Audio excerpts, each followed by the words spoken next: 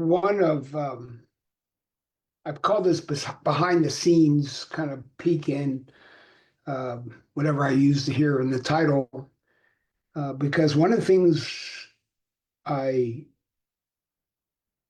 offer in the private segments that I offer when I do this sort of connection training and and conversations that connect training is we've had a lot of theory, right? We've talked about illuminators and being intentional and recognition and responding versus reacting, and again, illuminators versus diminishers and all this sort of thing.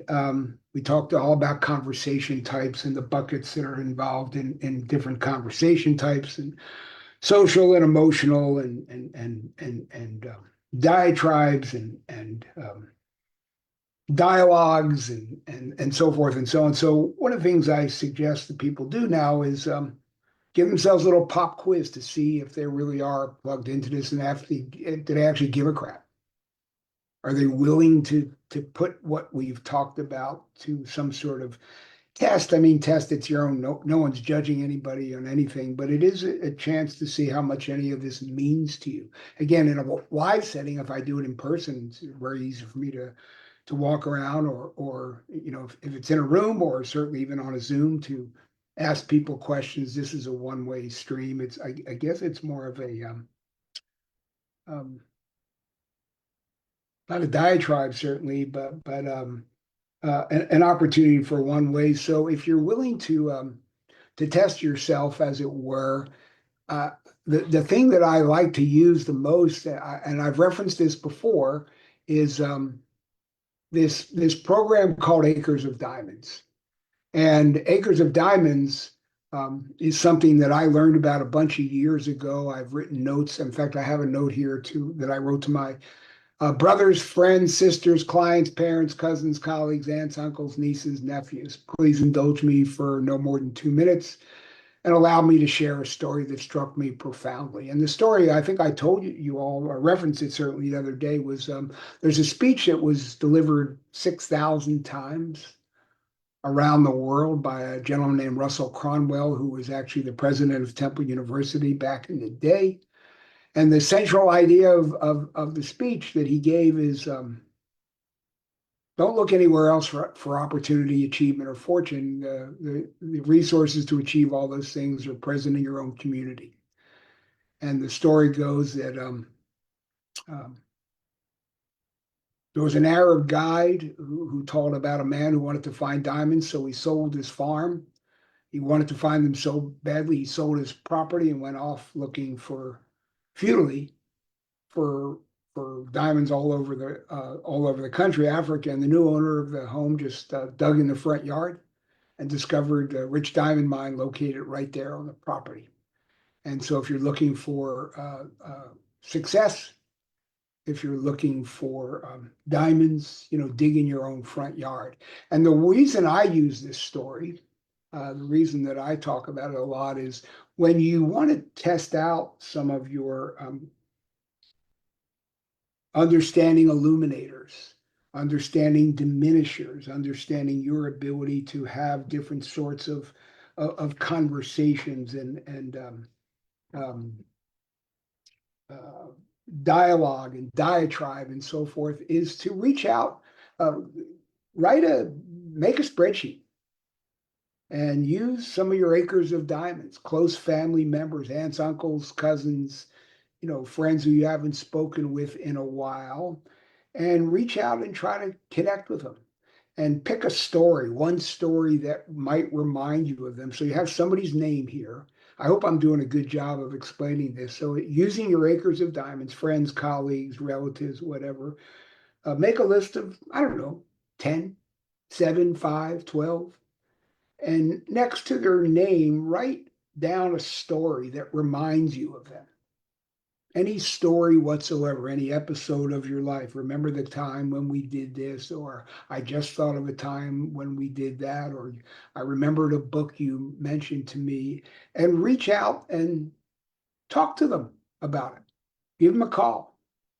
Reach out and talk to them and see if they're willing to engage you in a conversation that would connect you a little bit further. Say you just wanted to catch up with them.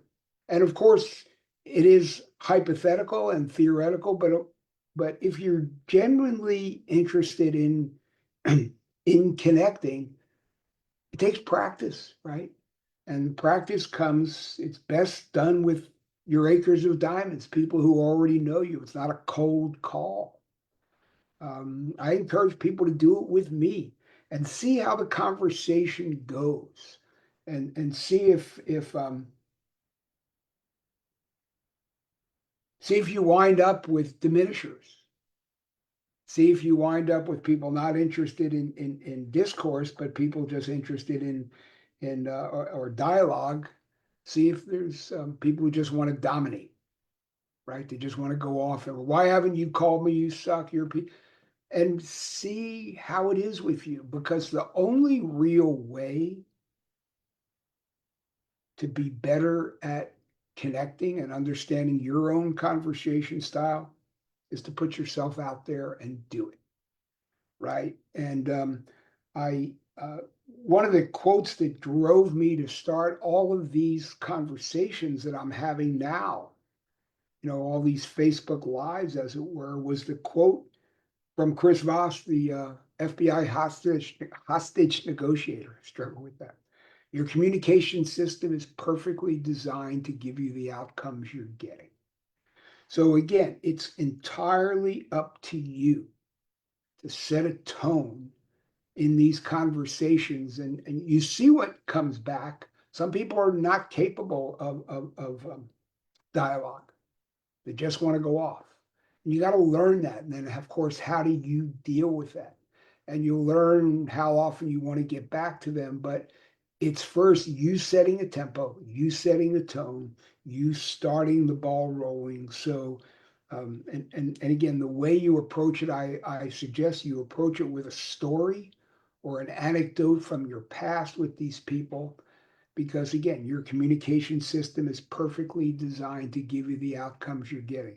So if you reach out with a friendly tone, with a sort of tone that says, "Hey, Barry, hey, Aunt June, hey, Uncle John, I would really like to we haven't talked in forever," and see what you get back. And you'll learn about yourself and how good you are at connecting further or not. And again, if it matters to you, you'll work on getting better. You'll work on getting your messaging better.